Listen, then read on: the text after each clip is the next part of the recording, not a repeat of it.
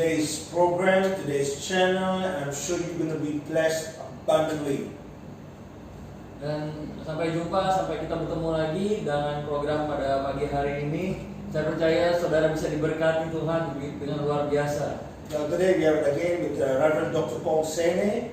Dan pada hari ini kita berkumpul lagi bersama-sama dengan Dr. Paul Sene With a new series of teaching. dengan pengajaran yang baru tentunya.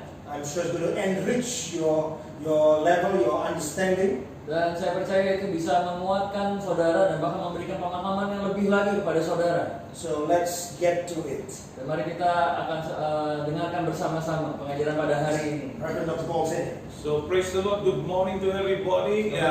Puji Tuhan dan selamat pagi untuk semua saudara sekalian semuanya. And I'm excited because we're going to talk about the prayers of the Bible. Saya hari ini sangat bersemangat sekali karena pada siang hari ini kita akan bicara mengenai doa-doa dari orang-orang yang ada di dalam Alkitab. So, we study a lot of prayer, and I talk about, the prayer is so important and it's so easy, and yet it's so easily misunderstood.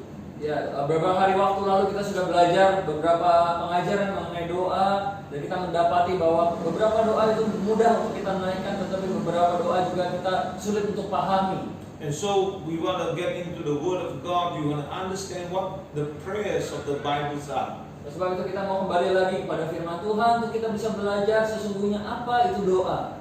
So, firstly, let's get into the Word.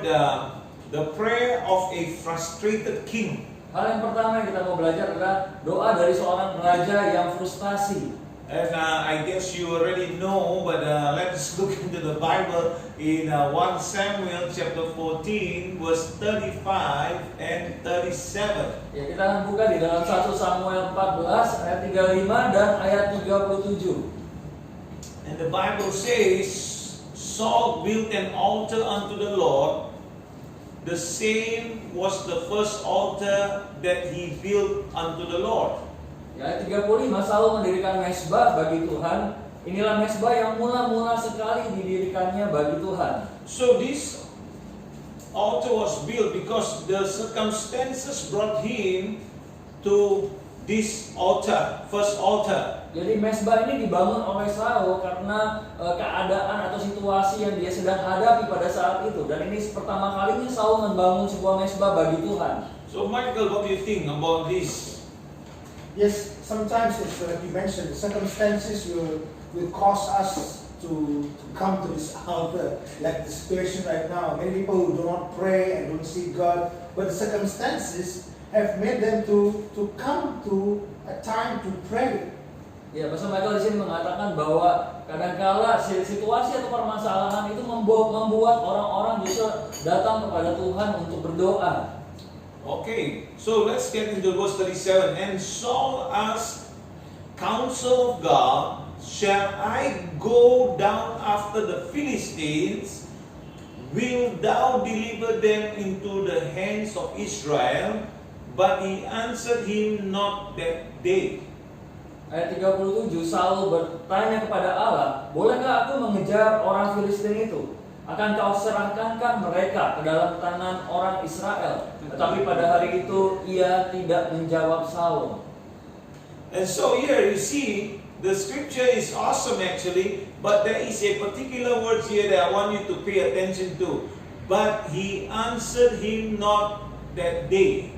Jadi ini firman yang luar biasa, tapi saya mau saudara memperhatikan di ayat 37-nya mengatakan bahwa tetapi pada hari itu ia tidak menjawab Saul. Some prayers are delayed. Jadi beberapa doa itu bisa ditunda oleh Tuhan. There's no many reason why God delays. Ya, dan begitu banyak kemungkinan mengapa Tuhan itu belum menjawab doa. And especially, when at the time that we are, in the pressure, in the condition, we want God to answer quickly, like in this state now. Ya, terutama juga dalam masa-masa waktu kita melewati situasi atau tekanan, seringkali kita mau Tuhan itu menjawab dengan cepat doa-doa kita. And so there are some pleas of God that we find hard, that God, let me put it this way. Sometimes we don't directly get an answer. Karena kadang-kala seringkali kita tidak langsung mendapat jawabannya. There might be a delay, Dan ada penundaan atau Tuhan belum jawab. and it may not be the time yet. Dan itu bisa saja karena belum waktunya Tuhan. So when we plead to God, God sometimes doesn't answer straight away. Jadi waktu kita memohonkan kepada Tuhan, Tuhan itu tidak langsung jawab. Because He must see whether it is time, Karena dia harus memastikan bahwa apakah itu sudah waktunya Tuhan, or whether the delay is good for us to mature us or to get us ready even more. atau bahkan penundaan itu bagus untuk kita, untuk mendewasakan kita lebih lagi dan membuat kita menjadi orang yang lebih siap. So sometimes there are delays in our lives, Jadi pasti ada penundaan-penundaan terjadi di dalam kehidupan kita semua. but we cannot see those delays as good. Tetapi seringkali kita nggak bisa melihat bahwa penundaan itu hal yang baik untuk terjadi dalam kehidupan kita. So we need to see the way God sees. Oleh sebab itu penting untuk kita melihat seperti Allah melihat situasi atau lihat kehidupan kita. So for this frustrated king, he is frustrated, he's not getting an answer, and circumstances will always bring us to our knees. Dan bagi Raja Saul pada saat itu dia sangat frustasi sekali dengan keadaan yang dia alami. Juga begitu sama halnya juga dengan kita. Situasi atau permasalahan yang kita hadapi itu bisa membawa kita kemudian untuk berlutut dan berdoa kepada Tuhan. So that we will come to our knees and we will fellowship with God again. And so these circumstances are used for God's glory now. Jadi kita tahu bahwa permasalahan yang kita hadapi kemudian Tuhan pakai itu untuk membawa kemuliaan bagi namanya karena itu membawa kita bisa datang kembali mendekat kepada Tuhan dan bersekutu dengan Dia. Sometimes we are so far away, Karena kadang-kala kita begitu jauh daripada Tuhan. and the only way that God can get our attention Dan satu-satunya cara bagaimana Tuhan menarik perhatian kita kembali kepadanya. is to put a roadblock there.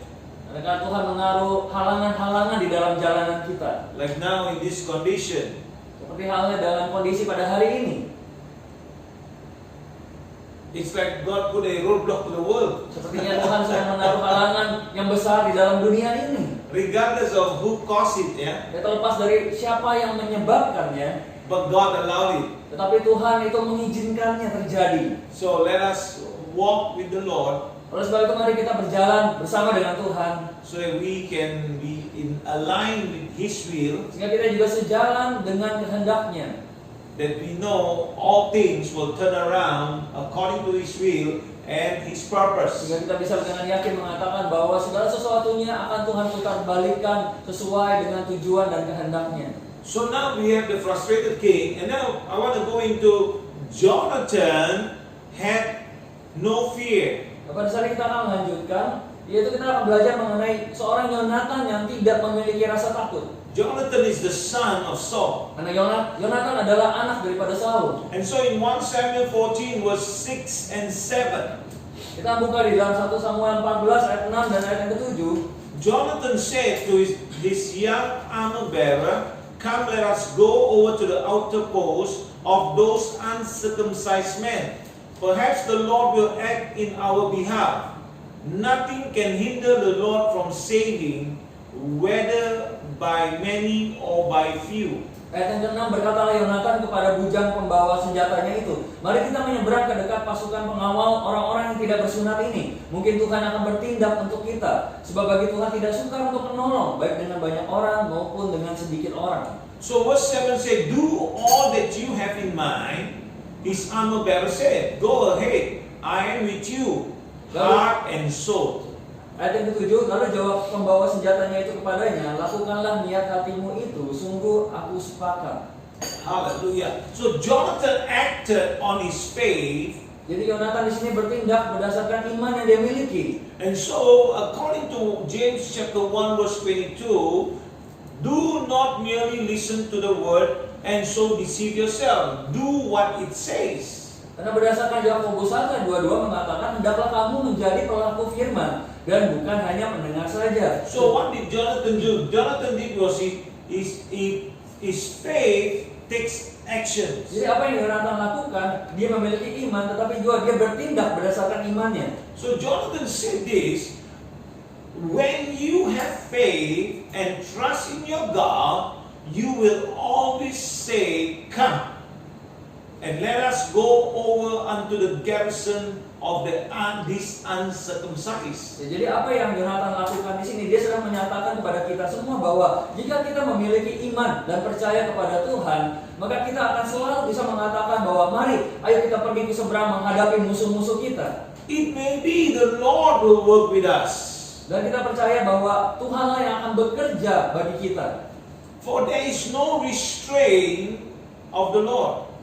Karena Tuhan itu tidak menunda atau Tuhan tidak mengekang buat dia untuk bertindak. To save by many or by few. Ya, seperti yang Yonatan katakan, baik dengan banyak orang maupun dengan sedikit orang, Tuhan mampu untuk melakukannya. And so this is why we say this, Pastor Michael, with God all things are possible. Amen, amen. Sebab itu saya katakan bahwa bagi Tuhan segala sesuatunya adalah mungkin. So if you are many of you, will you trust in the Lord? Amen. Yes, I will. Jadi biar baik saudara sedikit ataupun saudara banyak yang membackup saudara, apakah saudara mau percaya kepada Tuhan?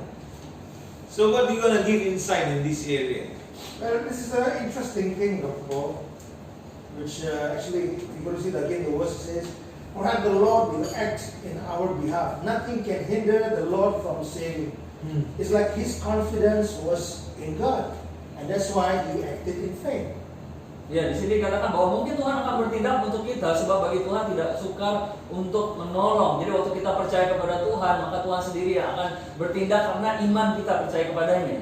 And like you mentioned also that with God all things are possible. Dengan Tuhan tidak ada yang mustahil. So waktu kita bisa percaya, kita bisa mengambil langkah itu. Tuhan pasti akan mengerjakan. Dan penting kita memiliki iman dalam Tuhan.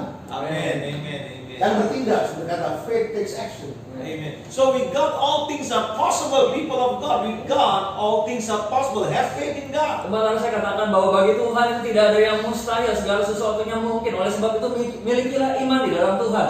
Many of you, we will trust in the Lord. Sedikit atau banyak, tapi kita akan terus percaya kepada Tuhan. Like it reminds me about Psalms 91 verse 7. Itu mengingatkan saya pada ayat di dalam Mazmur 91 ayat 7. 8,000 can fall on my side.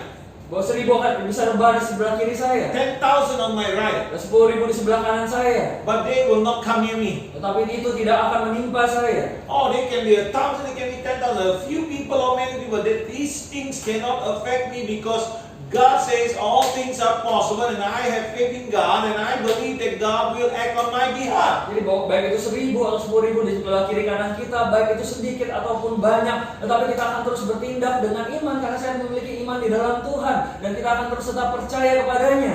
So now, faith comes from the heart.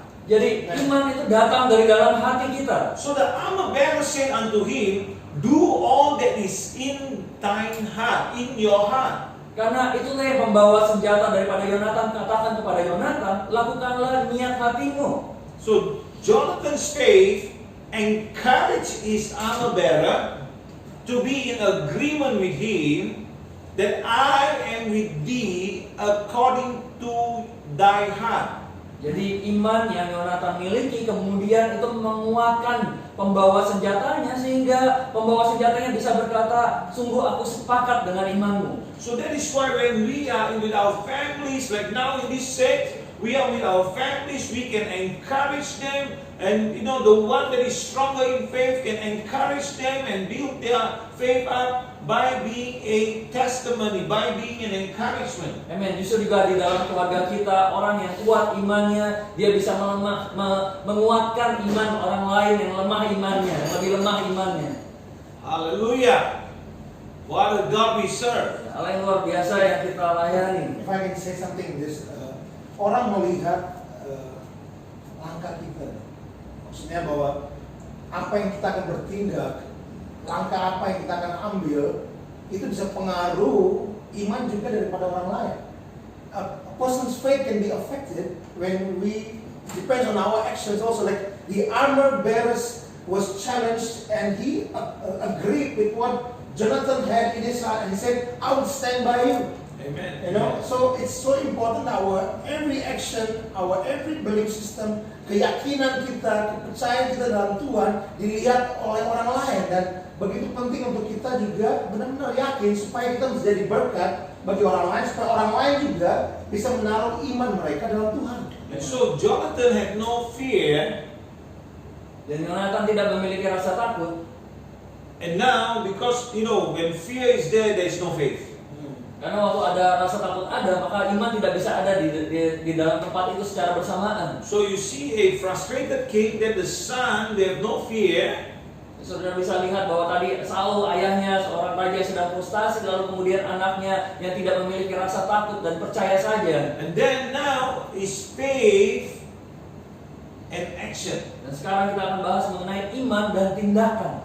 So you see how this man with no fear act in faith, and now we're going to see how faith and action are involved in this action of Jonathan. Ya, jadi saudara bisa lihat bahwa bagaimana Yonatan ini seorang laki-laki kemudian dia bertindak dengan tidak takut, dan pada saat ini kita akan melihat bagaimana untuk beriman dan juga bertindak. So in 1 Samuel chapter 14 verse 8 to 15, we will go through this and you will see how this faith and action are involved. Ya, kita akan buka dan baca sama-sama di dalam 1 Samuel 14 ayat 8 sampai dengan ayat 15, dan saudara akan bisa melihat bagaimana iman bekerja. So Jonathan said, "Come on, then we will cross over towards them and let them see us." Ayat 8 kata Yonatan, perhatikan kita menyeberang ke dekat orang-orang itu dan memperlihatkan diri kepada mereka. So if they say to us, "Wait there until we come to you,"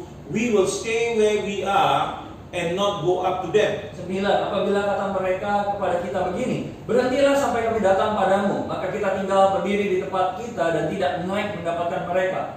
But if they say, "Come up to us," we will climb up, because that will be our sign that the Lord has given them into our hands. Ayat 10, tetapi apabila kata mereka begini, naiklah kemari, maka kita akan naik, sebab kalau demikian Tuhan telah menyerahkan mereka ke dalam tangan kita, itulah tandanya bagi kita. Jonathan acted on the faith that was in his heart. Jadi Yonatan itu bertindak berdasarkan iman yang timbul di dalam hatinya. So the sign for him is, if these people will say, "Come up," then he knows that the Lord has given them into his hands. Dan itulah yang menjadi tanda bagi Yonatan ketika orang-orang mengatakan naiklah kemari, dan itulah suatu tanda bagi Yonatan bahwa dia akan bertindak dengan iman. So verse 11 says, "So both of them showed themselves to the Philistine outpost. Look, said the Philistine, the Hebrews are crawling out of their holes they were hiding in." Ayat 11, ketika mereka keduanya memperlihatkan diri kepada pasukan pengawal orang Filistin, berkatalah orang Filistin itu, lihat orang-orang Ibrani keluar dari lubang-lubang tempat mereka bersembunyi. Then the men of the outpost shouted to Jonathan and his armor bearer, "Come up to us and we will teach you a lesson." Ayat 12, orang-orang dari pasukan pengawal itu berseru kepada Yonatan dan pembawa senjatanya, katanya, naiklah kemari, maka kami akan menghajar kamu. And so this is a sign from God to Jonathan that for them the favor of the Lord is with him. Ya, jadi ini adalah justru pernyataan daripada orang-orang Filistin ini adalah menjadi suatu tanda bagi Yonatan bahwa sehingga dia bisa bertindak dengan iman. And so Jonathan said to his armor bearer, "Climb up after me, the Lord has given them into the hands of Israel." Lalu kata Yonatan kepada pembawa senjatanya, naiklah mengikuti aku, sebab Tuhan telah menyerahkan mereka ke dalam tangan orang Israel. And so verse 13, Jonathan climbed up using his hands and feet with his armor bearer right behind him. The Philistine fell before Jonathan and his armor bearer followed and killed behind him. Ya, ayat 13, maka naiklah Yonatan merangkak ke atas dengan diikuti oleh pembawa senjatanya. Orang-orang itu tewas terparang oleh Yonatan, sedang pembawa senjatanya membunuh mereka dari belakangnya. In the first attack, Jonathan and his armor bearer killed some 20 men in an area of about half an acre. Jadi kekalahan yang pertama ini yang ditimbulkan Yonatan dan pembawa senjatanya itu besar kira-kira 20 orang. Can you imagine just 2 men? Sudah bisa bayangkan hanya dengan 2 orang saja. And they conquered about 20 over men already. Dan mereka bisa menang mengatasi lebih dari 20 orang. And that caused, in verse 15 says, that caused panic. Then panic struck the whole army, those in the camp and the field, and those in the outposts and the raiding parties, and the ground shook. It was panic sent by God. Ya, apa yang terjadi kemudian di ayat 15, lalu timbullah kegentaran di perkemahan, di padang, dan di seluruh rakyat. Juga pasukan pengawal dan penjara-penjara itu gentar, dan bumi gemetar, sehingga menjadi kegentaran yang dari Allah. So God was acting on behalf of Jonathan. Jadi di sini Tuhan itu bertindak bagi Yonatan. All because Jonathan acted on the faith that was in his heart. Ya, semuanya itu bisa terjadi karena Yonatan bertindak berdasarkan iman yang ada di dalam hatinya. There was a trust that God would give him the victory if this was going to be his battle. Jadi ini adalah suatu keyakinan di dalam Tuhan yang Tuhan bisa memberikan kemenangan karena waktu menghadapi peperangan atau pertempuran. So people of God, when we act in faith, we must know, we must stand on the word of God. Umat Allah, jadi waktu kita bertindak dengan iman, kita harus juga berdiri di atas firman Tuhan. That's why we are going into these scriptures, we are studying the scriptures because the way the Bible tells us, the prayers of the Bible. Oleh sebab itu maka kita belajar daripada ayat-ayat yang ada di dalam Alkitab ini yang mengatakan bahwa doa-doa orang yang ada di dalam Alkitab. And so we see how they put their trust in God. Dan kita bisa melihat bagaimana mereka menaruh keyakinan mereka, kepercayaan mereka And di dalam how Tuhan. faith and action begin to come in play. Dan bagaimana iman dan kemudian tindakan juga mulai terjadi dan mulai dilaksanakan. I hope that you can see how Jonathan acted in faith. Saya berharap saudara bisa melihat bagaimana Yonatan di sini bertindak dengan imannya. How he trusted God. Dan bagaimana dia percaya kepada Tuhan. And how God on behalf of Jonathan Dan bagaimana Tuhan berdiri bagi Yonatan and give him the victory. dan memberikan kemenangan kepada Yonatan. So God bless Jonathan and his armor bearer here. Jadi di sini Tuhan memberkati Yonatan dan pembawa senjatanya. And so here both were in total agreement. Dan keduanya itu sampai kepada satu tempat di mana mereka bersepakat bersama-sama. So Pastor Mike, what do you think when these two were in agreement? What is the Lord saying in these scriptures here? Yeah, in scripture actually says in Amos chapter 3 and verse 3, it says, can two walk together unless they are in agreement? It's so important and sangat penting bahwa untuk berjalan dalam kesatuan. Okay, very good.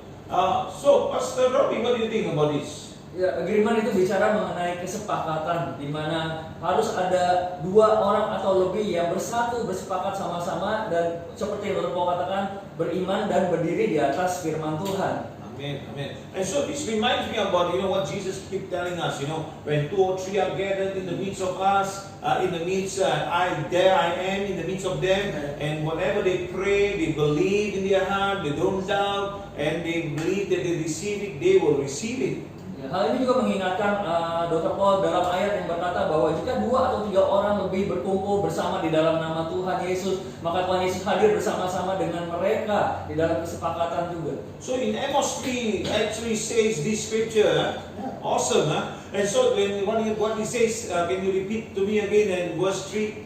Amos 3 verse 3 says, can two walk together unless they are in agreement? Ya, Amos 3 ayat 3 di sini katakan berjalankan 2 orang bersama-sama jika mereka belum berjanji. So can two walk together unless they are in agreement? Jadi bisakah 2 orang itu bersepakat berjalan bersama-sama kalau mereka belum sampai kepada satu kesepakatan? So when we are in agreement, jadi waktu kita dalam satu kesepakatan, we begin to bring in the miracles of God. Kita mulai membawa atau mendatangkan mujizat daripada Tuhan. Why did I say that? Kenapa saya mengatakan hal ini? Because Jesus said, when two of you are gathered, there I am. He is the source. He is the answer. Karena Yesus mengatakan bahwa jika engkau berkumpul 2 atau 3 orang lebih, maka aku ada di situ dan memberikan jawabannya kepada engkau. The source is the miracle. Karena sumbernya ada di dalam mujizatnya. Without the source, there is no miracle. Karena tanpa sumbernya yaitu Yesus Kristus, maka tidak akan ada mujizat. So you are in the house. Get in agreement with your husband and your wife. Get in agreement with your children or your relative or whoever is with you. In agreement, coming together, praying, or get online together and let's be in agreement that God will move mountains for this nation, or God will move mountains for your nation. Amin. Jadi saudara yang ada di rumah, baik suami istri, bersepakat berdoa bersama-sama. Juga ajak anak-anak saudara untuk berdoa bersepakat bersama-sama dan berdoa bagi kota saudara, bagi bangsa saudara, sehingga kita bisa melihat kuasa Tuhan bisa terjadi di dalam keluarga dan rumah tangga saudara. Wow. Maybe one more thing I can add in, satu hal bisa menambahkan juga bahwa itu luar biasa betul, tapi juga penting untuk kita menjadi satu dengan gembala kita, dengan pendeta kita, dengan bapak rohani kita, dengan gereja, supaya kita bisa mendapatkan terobosan yang lebih besar juga. Yes, we can also do that because that will bring a corporate anointing. Jadi waktu kita juga bersepakat bersama-sama dengan bapak rohani kita, dengan gembala kita, itu akan membawa suatu urapan secara menyeluruh dalam satu tubuh Kristus. And so this corporate anointing will bring the power of God, tremendous work of God to come and be established, especially when we please go ahead first. Jadi urapan yang menyeluruh tersebut sebagai satu tubuh Kristus justru akan membawa kuasa Allah yang luar biasa untuk bekerja dan bergerak. Especially when we are praying for the nations. Pada khususnya juga waktu kita berdoa bagi bangsa-bangsa. There must be a leader. Karena ada satu pemimpin, harus ada seorang pemimpin. If everybody wants to be a leader, then there's no power anymore. Ya, karena jika seorang ingin posisi sebagai pemimpin yang memimpin, maka tidak bisa ada kuasa. So what we need to do is need to come together, humble ourselves, and let God decide, and then let the leader begin to lead, and then begin to pray, and let us come in agreement together, and let us believe God's supernatural act will come upon the earth. Then the earth will be free, the earth will be healed, God will heal the land, and God will see that we are sincere and honest and humble ourselves to pray. Hallelujah. Jadi waktu kita berkumpul bersama-sama dan ada hamba Tuhan atau Bapak Rohani yang memimpin kita di dalam doa, dan kita ikut bersama-sama di dalam sebuah kesepakatan, dan kita datang dengan merendahkan hati kita, merendahkan diri kita, mencari wajah Tuhan dan memanggil Tuhan. Firman Tuhan mengatakan bahwa Dia akan mendengar dari surga, memulihkan dan menyembuhkan negeri kita. Amen. Hallelujah. What a God we have.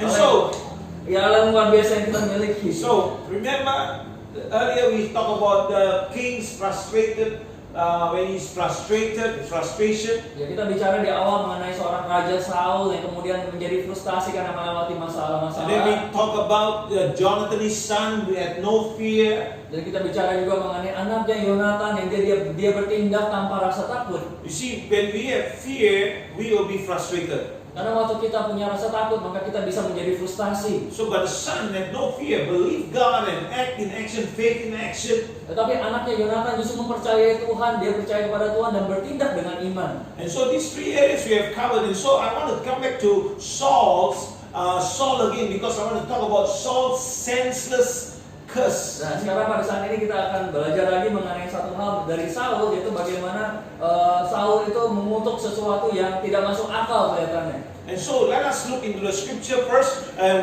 Samuel chapter 14, verse 24 to 30. Ya, di dalam 1 Samuel 14 ayat 24 sampai ayat 30. So now the Israelites were in distress that day, because Saul had bound the people under an oath, saying, "Cursed be anyone who eats food before evening come, before I have avenged myself on my enemies." So none of the troops tasted food. Jadi ayat 24, ketika orang-orang Israel terdesak pada hari itu, Saul menyuruh rakyat mengucapkan kutuk, katanya, "Terkutuklah orang yang memakan sesuatu sebelum matahari terbenam, dan sebelum aku membalas dendam terhadap musuhku, sebab itu tidak ada seorang pun dari rakyat yang memakan sesuatu." This is crazy. Saya boleh katakan pada saudara, apa yang Saul lakukan ini hal yang gila. Just let me give you a little bit of insight first. Saya akan berikan pada saudara beberapa pandangan. In a war, Di dalam sebuah peperangan, who would want to starve their army? siapa yang mau membiarkan tentaranya itu kelaparan? In fact, we got to feed the army, we got to make sure they are strengthened so that they can defend. Malah seharusnya seorang pemimpin itu memberi makan tentaranya sehingga mereka bisa punya kekuatan untuk bertahan dan menjaga. So this is a senseless curse, Jadi dalam sebuah kutukan yang tidak masuk akal yang Saul lontarkan. because the king said that and everybody is fearful and everybody follow. Ya karena Raja Saul telah mengatakannya sehingga semua rakyat takut dan mereka dengan diam-diam mengikuti. And so verse 25 says, the entire army entered the woods and there was honey on the ground. Ini ayat 25 dan seluruh orang itu sampailah ke suatu hutan dan di sana ada madu di tanah. And verse 20, when they went into the woods, they saw the honey oozing out, yet no one put his hand to his mouth because they feared the oath. Ayat 26, ketika rakyat sampai ke hutan itu tampaklah ada di sana madu meleleh, tetapi tidak ada seorang pun yang mencedoknya ke mulutnya dengan tangan sebab rakyat takut kepada sumpah itu. So they were not afraid of the king, they were afraid of the oath. Jadi rakyatnya tidak takut kepada Raja Saul, tapi rakyatnya takut kepada sumpah atau kutuk yang diucapkan oleh Raja Saul. And so it's an important area where we must understand. That's why we must speak life instead of death. Oleh sebab itu kita penting, area yang penting kita harus pelajari bahwa kita harus memperkatakan kehidupan dan bukan kematian. We must speak blessing instead of cursing. Kita harus memperkatakan berkat dan bukan kutuk. And verse 27, but Jonathan had not heard that his father had bound the people with an oath. So he reached out the end of the staff that was in his hand and dipped it into the honeycomb. He raised his hand to his mouth and his eyes brightened. Wow! Ya, ayat 27, tetapi Yonatan tidak mendengar bahwa ayahnya telah menyuruh rakyat bersumpah. Ia mengulurkan tongkat yang ada di dalam tangannya dan mencelupkan ujungnya ke dalam sarang madu. Kemudian ia mencedoknya ke mulutnya dengan tangan, lalu matanya menjadi terang lagi. Oh, so it means that this is sustenance that will give you strength. Jadi madu itu sebetulnya adalah sebuah kekuatan untuk bisa menambah kekuatan daripada Yonatan. And so he can be warring more effectively. Sehingga Yonatan kemudian bisa berperang dengan lebih efektif karena kekuatan yang baru. So verse 28, then one of the soldiers told him, your father bound the army under a strict oath, saying, cursed be anyone who eats food today. That is why the men are faint. Ayat 28, dan seorang dari rakyat berbicara katanya, ayahmu telah menyuruh rakyat bersumpah dengan bersungguh-sungguh katanya, terkutuklah orang yang memakan sesuatu pada hari ini, sebab itu rakyat letih lesu. So you see, in a war, sometimes we are very foolish. Kadang-kadang kalau kita begitu bodoh, We fast when crisis come. kita berpuasa waktu justru krisis itu sudah datang. We must hear God. Kita harus mendengar Tuhan. We should hear God and we will fast before the crisis come. Kita justru harus mendengar Tuhan terlebih dahulu, dan kita kalau mau puasa, kita berpuasa sebelum krisis itu terjadi. So in the time of crisis we can go through with the word of God that is sustain us. Sehingga waktu krisis itu datang dan kita melewati krisis tersebut, kita bisa melewatinya bersama dengan firman Tuhan yang memberikan kekuatan kepada kita. I'm saying we must hear God. Saya katakan sekali lagi bahwa kita perlu untuk mendengarkan suara Tuhan. I'm not saying that we cannot fast in time of crisis. I didn't say that. Saya tidak mengatakan bahwa jangan kita tidak berpuasa waktu krisis terjadi. I'm saying we must hear God. Tapi yang poin yang saya ingin tekankan adalah kita harus dengarkan suara Tuhan, instruksi Tuhan. I remember a few times that when the Lord tell me to fast, and I was fasting, and then the word of the Lord came to me, and then when I begin to stop my fast, then there are certain crises that happen in the nation, and then all the people are beginning, come, let's fast. I say, this is not the time to fast, this is time to stand on your ground, stand with your faith, move with action. Ya, saya ingat beberapa waktu lalu Tuhan menyuruh saya untuk berpuasa, lalu saya berpuasa untuk beberapa hari lamanya, lalu kemudian tidak berapa lama setelah itu krisis mulai terjadi, dan waktu saat krisis terjadi, barulah kemudian orang-orang percaya, mereka bersaling berseru, ini waktunya puasa. Tetapi saya katakan sebenarnya waktu puasa adalah sebelum krisis terjadi, tetapi waktu krisis terjadi justru kita bisa memiliki kekuatan untuk kita bisa melewatinya. We don't want to be weak in our circumstances. Kita tidak mau menjadi orang yang lemah di saat kita sedang menghadapi masalah-masalah. But again, I'm not saying that we cannot fast during crisis. No, you must hear God and do what God tells you. Jadi intinya yang saya ingin tekankan adalah kita harus mendengarkan apa yang Tuhan inginkan untuk kita lakukan. Saya tidak mengatakan jangan kita puasa di masa krisis ini, bukan. Tapi intinya adalah dengarkan instruksi yang Tuhan berikan. And so in verse 28, this is interesting. Jonathan said, my father has made trouble for the country. See how my eyes brightened when I tasted a little of this honey.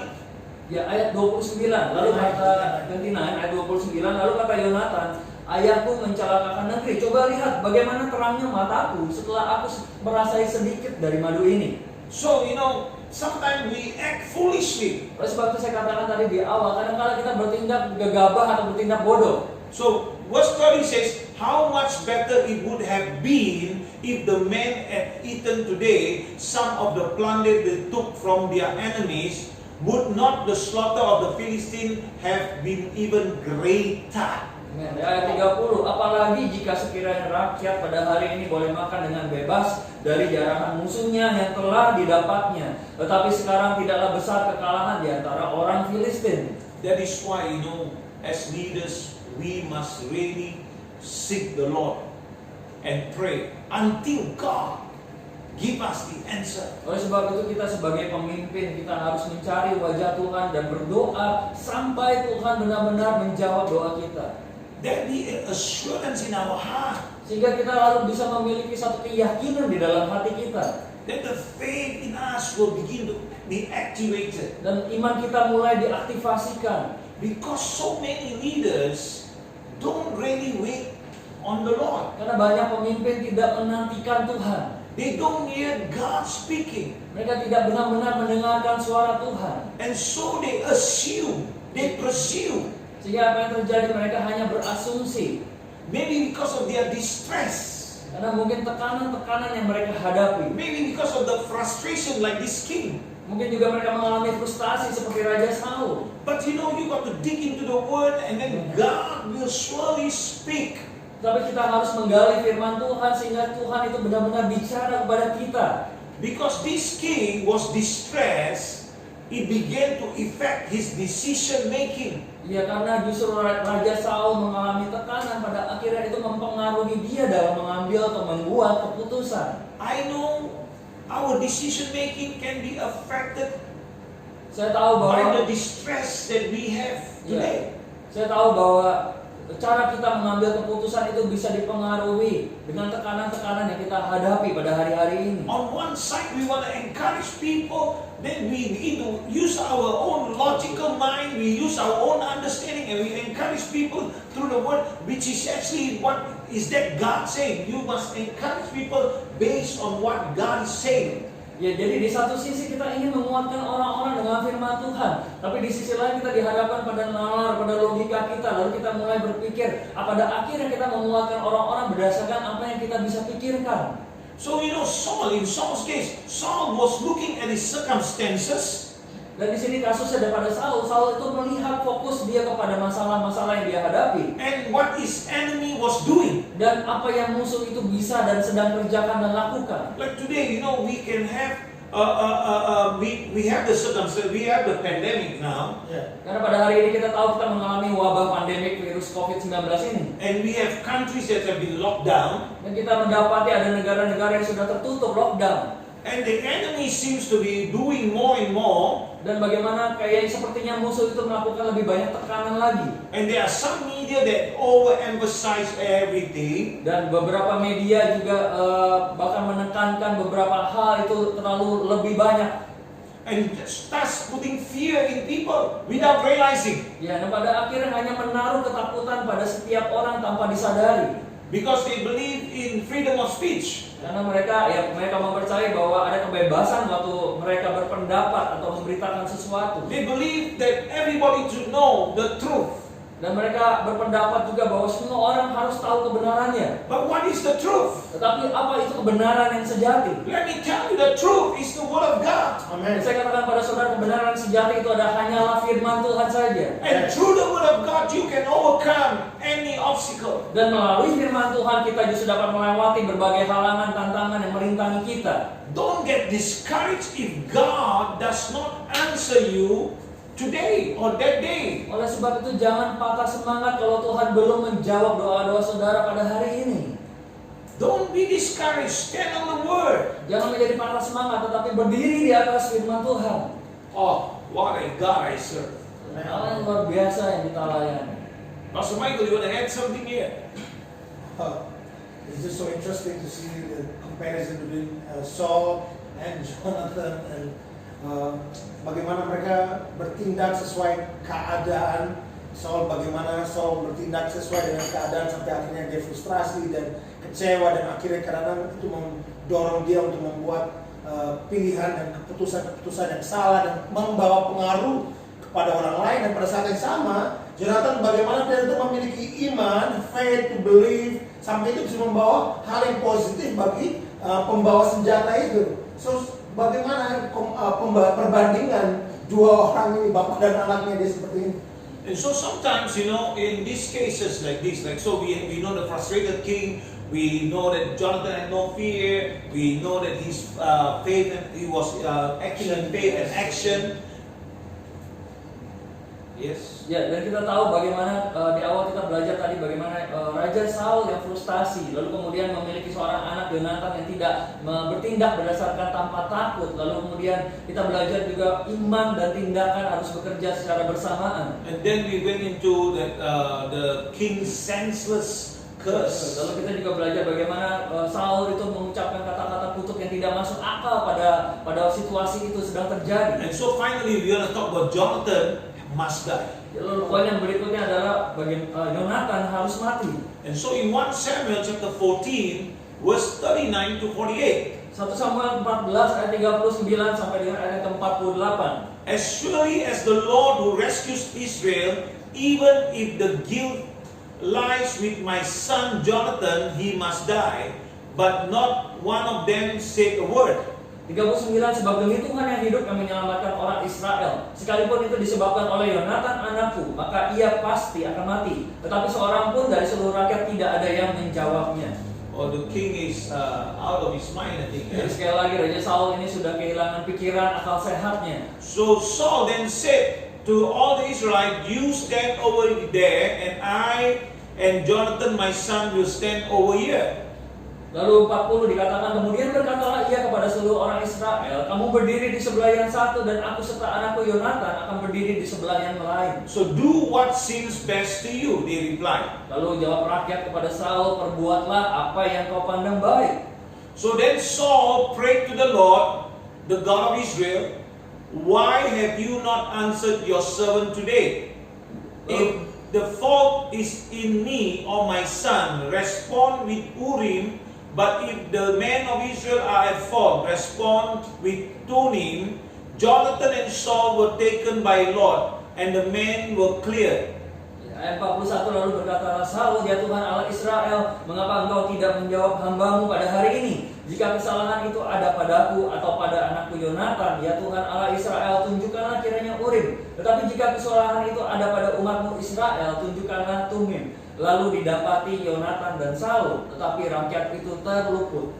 See, can you imagine? Those days God speak through Urim and Thummim. Ya, saudara bisa bayangkan pada hari itu Tuhan itu bicara juga melalui Urim dan Thummim. Praise God, today we have Jesus that speaks to us, the Holy Spirit is with us. Tapi puji Tuhan, pada hari ini kita memiliki Yesus dan kita memiliki Roh Kudus yang berbicara kepada kita.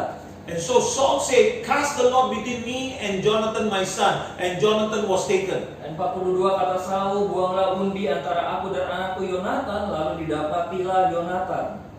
And then Saul said to Jonathan, tell me what you have done. So that Jonathan told him, I tasted a little honey with the end of my staff, and now I must die. Kata Saul kepada Yonatan, beritahukanlah kepadaku apa yang telah kau perbuat. Lalu Yonatan memberitahukan kepadanya, katanya, memang aku telah merasai sedikit madu dengan ujung tongkat yang ada di tanganku. Aku bersedia untuk mati. So verse 44 says, Saul said, my God, deal with me, be it ever so severely, if you do not die, Jonathan. Ayat 44 kata Saul, beginilah kiranya Allah menghukum aku bahkan lebih lagi daripada itu. Sesungguhnya Yonatan, engkau harus mati. Wow, this father made this incident, wow, great, yeah. Jadi insiden yang luar biasa yang Saul berikan pada saat itu. But verse 45, but the man said to Saul, should Jonathan die, he who has brought about this great deliverance in Israel, never, as surely as the Lord lives, not a hair of his head will fall to the ground, for he did this today with God's help. So the man rescued Jonathan, and he was not put to death. Ayat 45, tetapi rakyat berkata kepada Saul, masakan Yonatan harus mati? Dia yang telah mendapatkan kemenangan yang besar ini di Israel. Jauhlah yang demikian demi Tuhan yang hidup, sehelai rambut pun dari kepalanya takkan jatuh ke bumi. Sebab dengan pertolongan Allah juga dilakukannya hal itu pada hari ini. Demikianlah rakyat membebaskan Yonatan sehingga ia tidak harus mati. Verse 46, then Saul stopped pursuing the Philistine, and they withdrew to their own land. Ayat 46, maka pulanglah Saul setelah mengejar orang Filistin, dan orang Filistin itu pun kembali ke tempat kediamannya. And so, verse 47, after Saul had assumed rule over Israel, he fought against their enemy on every side, Moab, the Ammonites, the Edoms, the kings of Zobah, and the Philistines. Wherever he turned, he inflicted punishment on them. Ayat 47, setelah Saul mendapat jabatan raja atas Israel, maka berperanglah ia ke segala penjuru melawan segala musuhnya, melawan Moab, Bani Ammon, Edom, raja-raja negeri Zobah dan orang Filistin, dan kemanapun ia pergi, ia selalu mendapat kemenangan.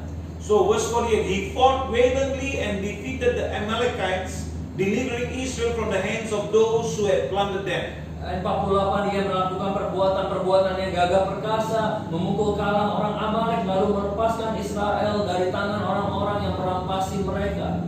So because of the pressure that Saul had, jadi karena tekanan-tekanan yang Saul hadapi, under his decision making, dan itu kemudian mempengaruhi dalam cara Saul untuk mengambil keputusan. so he was affected, and he was confessing that his son Jonathan must die. Jadi karena tekanan-tekanan tersebut, jadinya Saul kemudian menyatakan bahwa anaknya Yonatan harus mati.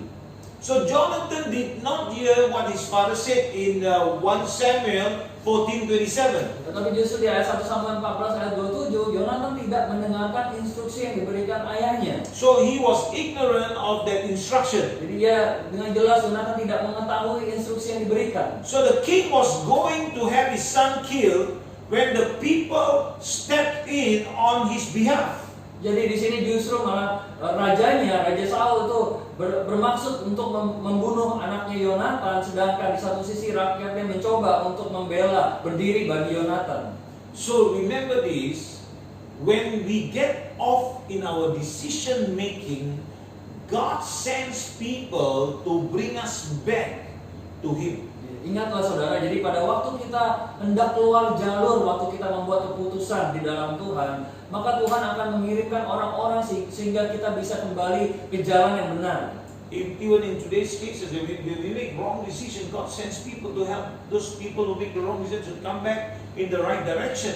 Jika bahkan dalam hari ini juga waktu kita mengambil keputusan yang salah, berjalan di dalam jalanan yang salah, Tuhan mengirimkan orang-orang kepada kita, mengingatkan kita supaya kita bisa kembali kepada jalan yang benar. So it's like this, the intercession stood in the gap for Jonathan, and he did not die. Jadi seperti bagaimana orang-orang kemudian berdiri di antara celah, berdoa syafaat bagi Yonatan sehingga Yonatan tidak jadi mati.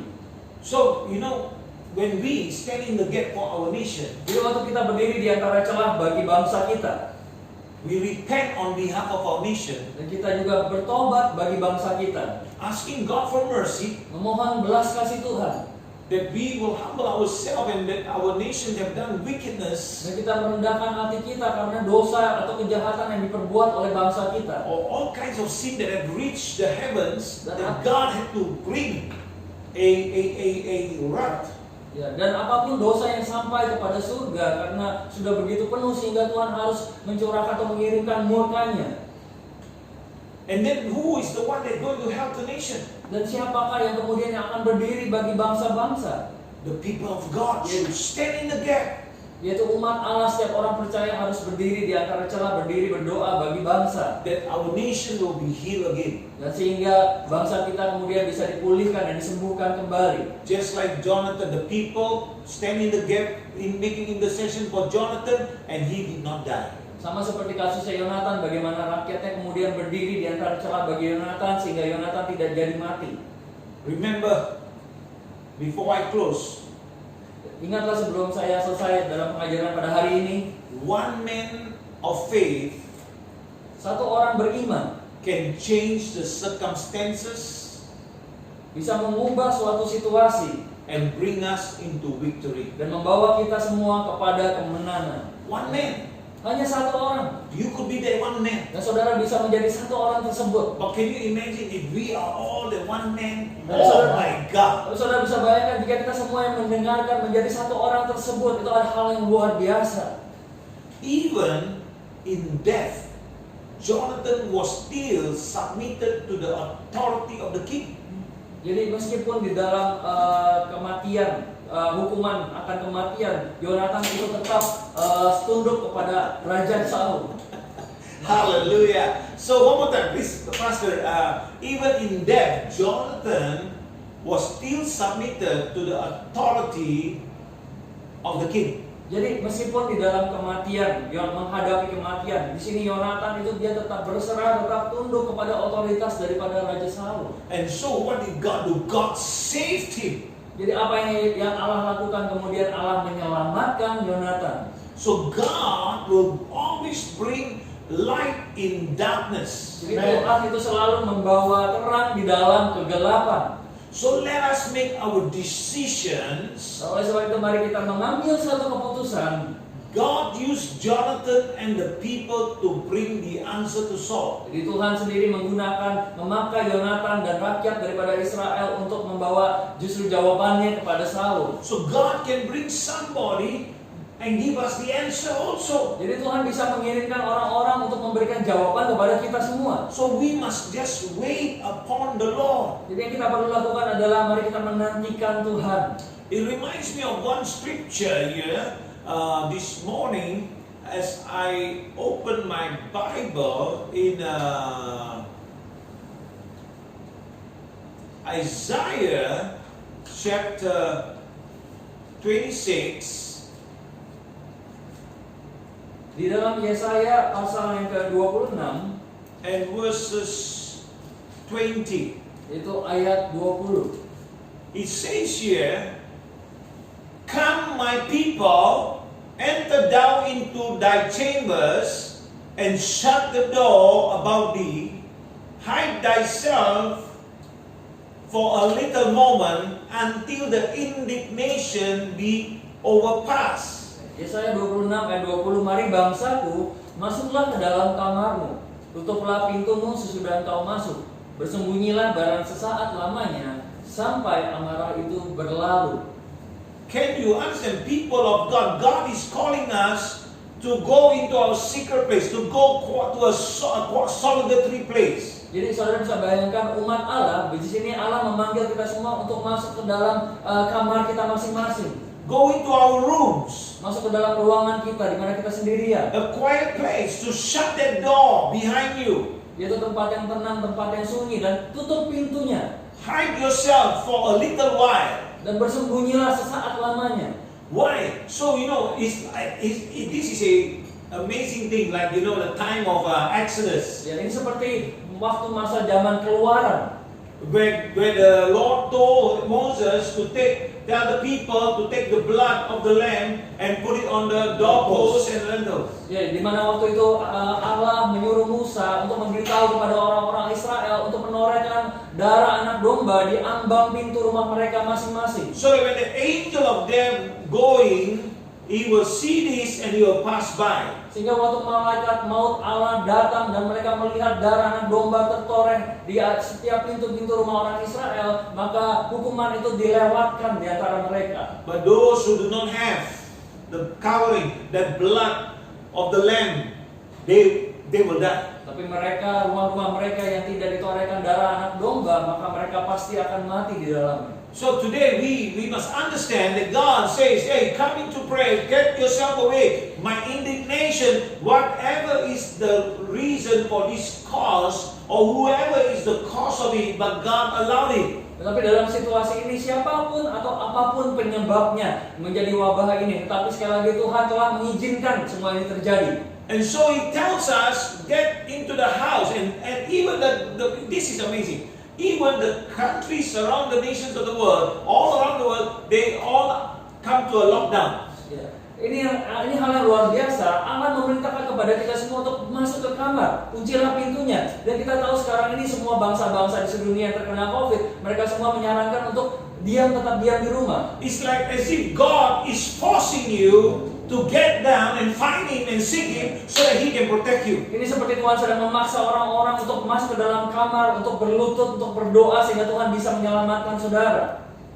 Because for a little while we got to pray, and we got to pray for the nation. So those who are hiding and praying, they will not be affected by this COVID. Jadi untuk sesaat waktu lamanya kita harus berdoa. Karena bagi mereka yang berdoa, bagi mereka yang berdiri, bagi bangsa mereka, maka COVID-19 ini akan terluput dari mereka.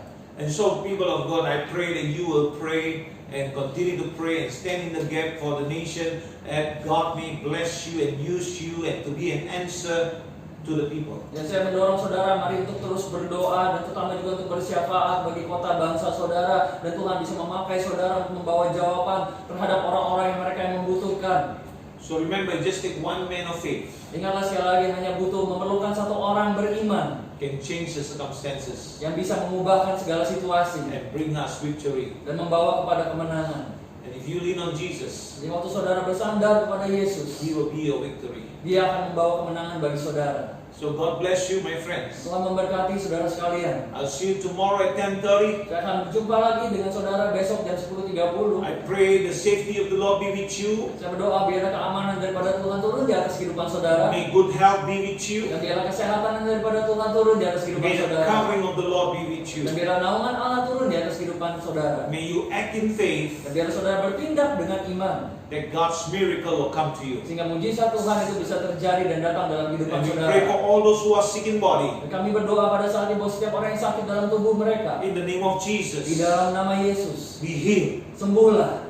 Amen. Amin. And when we thank you, God, Dan kami mengucap syukur Tuhan for all that you have done untuk segala sesuatu yang telah Engkau perbuat, and all that you are doing dan apa yang telah Engkau akan lakukan, and all that you are about to do, dan apa yang akan Engkau lakukan. surely the righteous will not be touched. Dan kami percaya bahwa orang yang benar, orang yang salah tidak akan dijamah. So we thank you, God, Dan kami mengucap syukur and we Tuhan. bless your holy name. Dan kami memberkati namamu. We pray for the doctors, Kami berdoa bagi para dokter, the bagi nurses, para perawat, all those who are involved in the medical area, mereka yang bekerja di dalam dunia medis. that your hands be upon them, Dan biarlah tanganmu di atas kehidupan mereka that your semua. covering be upon Dan them, perlindunganmu, naunganmu ada di your atas kehidupan protection be mereka. upon them, Sekali lagi perlindunganmu ada di atas that kehidupan mereka. their health will be healthy and good. Kami berdoa biar kesehatan mereka baik dan sehat-sehat adanya. We pray for the government, Kami berdoa buat pemerintah kami, that they will make the wise decisions. sehingga mereka bisa membuat satu keputusan yang berbijaksana. We pray the fear of the Lord to come. Kami berdoa biar takut akan Tuhan turun di atas We pray pemerintahan for kami. wisdom to come. Kami berdoa biar kebijaksanaan hikmat We turun di pray atas for pemerintahan kami. understanding to come, Kami berdoa biar pengertian turun di atas so that pemerintahan your kami. hands will be upon them.